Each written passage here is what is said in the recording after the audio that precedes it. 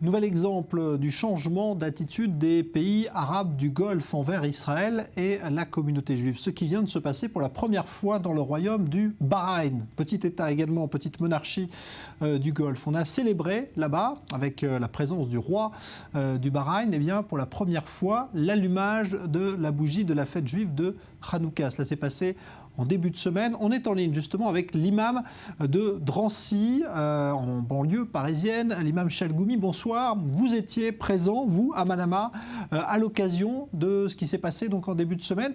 C'était quelque chose de tout à fait exceptionnel? Oui, bonsoir. Je souhaite à tout le monde bon fête Hanouka qui concerne la communauté juive et que cette fête ramène de la lumière et de la paix au monde. L'événement, il n'est pas pour Hanouka. L'événement à Bahreïn était interreligieux. Il y avait de la communauté juive, le rabbin Lévi Moshe qui est venu de Paris. Il y avait moi, en tant que président de la conférence des imams, il y avait des évêques. Et ce roi Hamad Ben Issa, qui est un homme très ouvert, parce qu'à Manama, il y a 35 églises, il y a une synagogue. Il y a quand même minimum une quarantaine de la communauté juive. Et plus, il y a une ambassadrice aux États-Unis qui est de confession juive, bahreïnée. Il y a aussi la conseillère aussi au sein du Conseil national qui est de confession juive. Après la cérémonie qu'il a accueilli réellement le rabbin, a accueilli tout le monde, c'est la troisième fois aussi.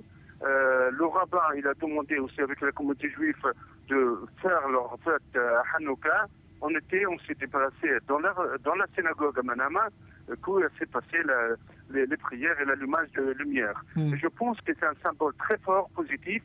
Il n'y a pas que seulement au Bahreïn, il y a aussi en Tunisie qui l'ont fait, au Maroc, où il y a la présence de la communauté juive.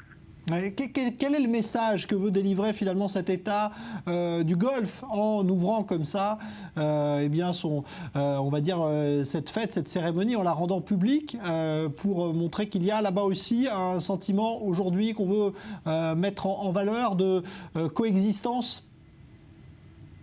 Tout à fait. Je pense que où il y a le Front National, l'extrémisme, il monte chez nous, où il y a des attentats malheureusement en France, et tout ça, je pense qu'il y a une flamme d'espoir positif.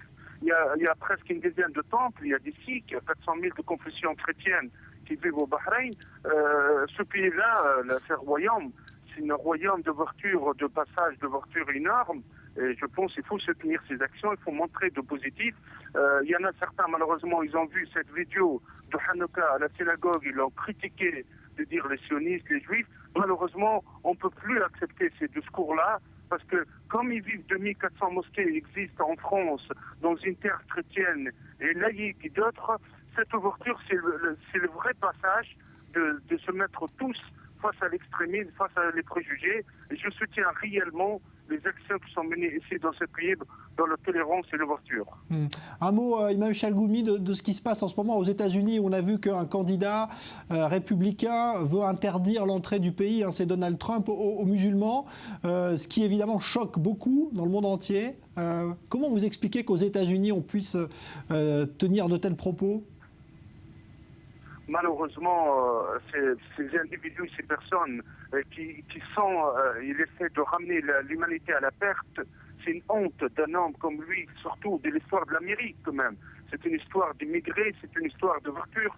Je pense que c'est une honte aux États-Unis, toute personne américaine, de laisser des personnes qui puissent parler de cette manière. Parce que malheureusement, on est tous contre l'extrémisme, on est tous contre le terrorisme. Les 95% des musulmans, ce sont les premiers qui paient la facture de ces terroristes. On ne peut pas accepter ce discours qui se passe aussi, même en France, cette minorité, parce que l'extrême, il pousse l'extrême. Il ne faut pas aller dans ce sens-là, il faut aller tous ensemble contre le terrorisme, tous ensemble pour un monde meilleur, un monde sans haine et sans guerre.